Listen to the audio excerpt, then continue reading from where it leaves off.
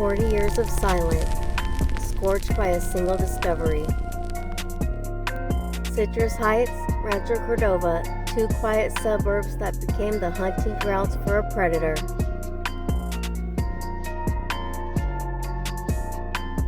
He wasn't just a face in the crowd, he was the neighbor, a man who sat in the red glow of traffic lights, watching, waiting.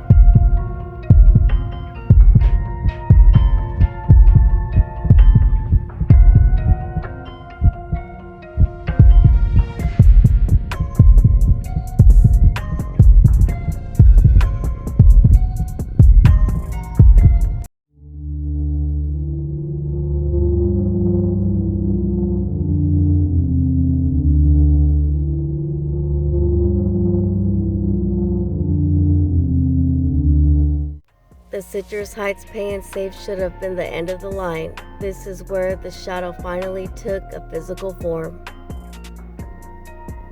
Spotted in the aisles, he was seen clutching this, a heavy hammer. It wasn't just a tool for breaking in, it was a weapon for anyone who got in his way.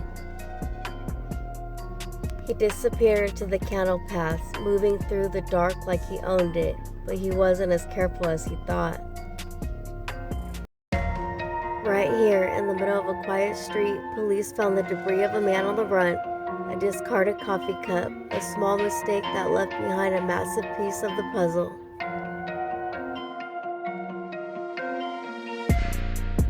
From the sketches of a man in a beanie to the reality of an old man in a courtroom, the legal reckoning had finally arrived. This wasn't just a ghost story anymore. It was a trial.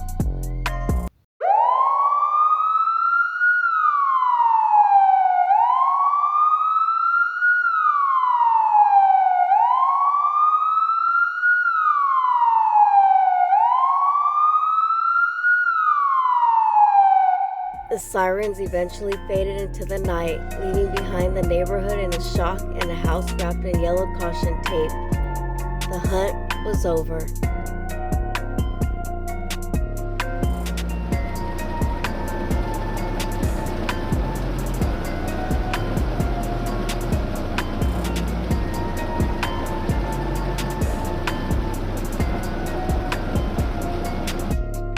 Cardboard box labeled 1976. For decades, it sat in the dark, a collection of forgotten clues and silent screams. The keys strike the paper and the name is finally etched into history. Joseph James DeAngelo. A name written in blood across the map of Northern California.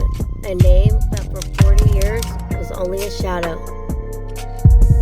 The silence was finally broken by fire that had been smoldering for 40 years. One by one, the survivors stood in the heat of the truth. They weren't just pointing a finger, they were burning his legacy to the ground.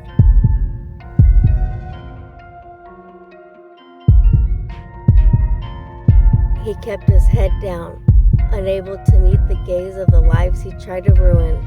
In this light, he is no longer a monster, just a coward facing the truth.